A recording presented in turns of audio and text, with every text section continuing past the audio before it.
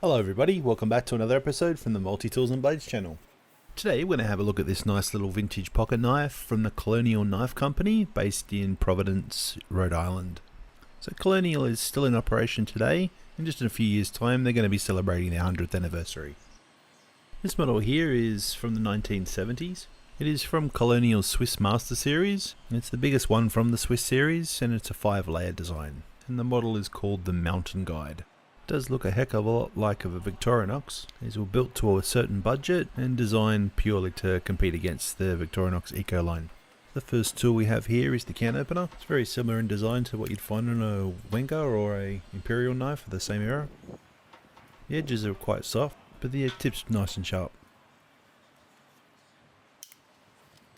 Opposite the can opener we have the cap lifter and large screwdriver. Just like the can opener, it has very soft edges. I've seen quite a few of these online second hand. I've got a bit of rust on them, not sure why. Has a nice sharp hook on the inside so you can easily get underneath that cap. It's a little bit thinner than a Victorinox though. So next up we have the main blade. It's a nice big size. It has a few scratches on it, but the blade itself doesn't look like it's been used. Just like all the other Colonial knives, we've got the Colonial Prov USA tang stamp. Still has the original factory lubricating oil, which has gone hard over the years, turned into lacquer. I think this knife has been carried but never used. It's got a really good spring on it. There's no tang stamp on the reverse. Okay, so next we'll have a look at this pruning knife. It's a little bit oversized. Maybe it's for whittling or something like that. Tang stamp there says high carbon steel. We'll get a bit of a better look at that. You can see the hardened lubricant there a little bit better. Just a reminder everyone that I video everything in 4K, so turn the resolution up if you can. What's really surprising is this blade has a half stop, whereas the main blade doesn't. Well, if 2 blades wasn't enough, here's a third one. We have a sheep's foot. Not sure if this is an electrician's knife or a budding knife. Either way, these non-pointy blades are really actually growing on me at the moment. I've been carrying a honey badger worn cleaver recently and really like it.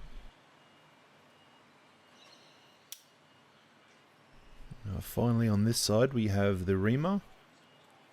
This has obvious signs of wear, there's a little bit of chipping. The previous owner has really gone to town with this tool. It's hard to see the chips and there's a really thick burr on one side.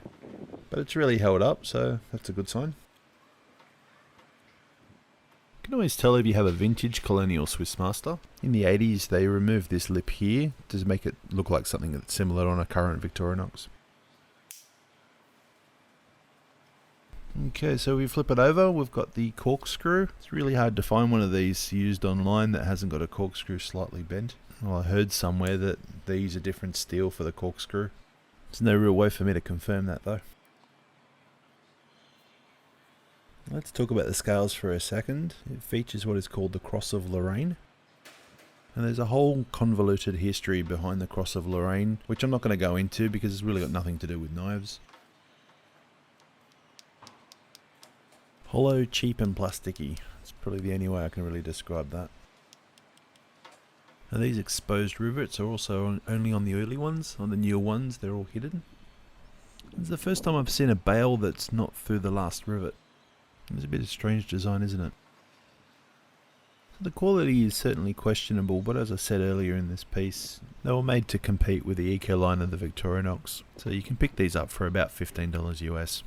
Well, thank you again for watching, hope you've enjoyed the video. Don't forget to hit that like and subscribe button. If you have any questions, please feel free to leave any comments for me. Catch you next time.